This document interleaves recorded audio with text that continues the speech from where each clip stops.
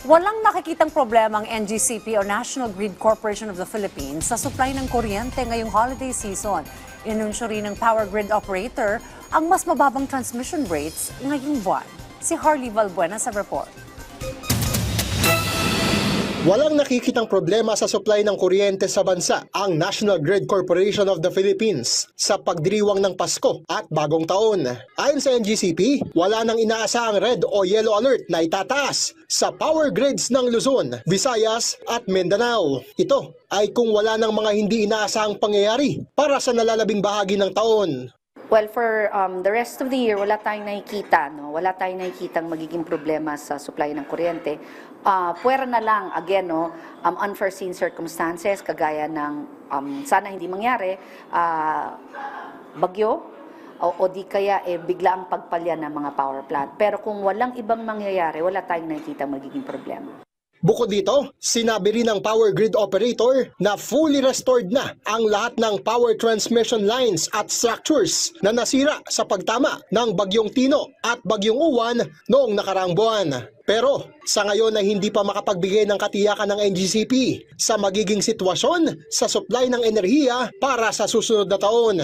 Ito ay matapos ihayag ng Department of Energy na may inaasahang pagnipis ng supply ng kuryente sa Visayas sa 2026. Noong December 11 ay nagtaas ng yellow alert ang NGCP sa Visayas Grid dahil sa pagsipa ng demand at pagbaba ng supply ng enerhiyang kinukuha mula Mindanao. Ang tanging may papayo ng NGCP sa mga consumer, maging wais sa paggamit ng kuryente.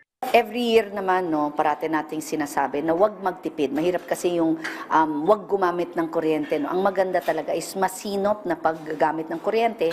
Maliliit na tips lang. Yung mga example, no, linisin natin ng electric fan, siguradong malinis ang filter ng aircon para hindi rin malakas ang konsumo ng mga appliances. Inanunsyo naman ng NGCP ang mas mababang transmission rates na magre-reflect sa electric bill ngayong Disyembre. Mula sa 1 peso and 51 centavos noong nakaraang buwan, bumaba ito ngayon sa 1 peso and 37 centavos per kilowatt hour. Bagamat bagyang tumaas sa Visayas at Mindanao ang transmission rates, ay malaki naman ang ibinaba nito sa Luzon, kaya't naging pababa rin ang direksyon ng average transmission rates sa buong bansa. For the Luzon grid, there is a decrease on the transmission rate. For Visayas and Mindanao, there is a minimal increase on the transmission rate.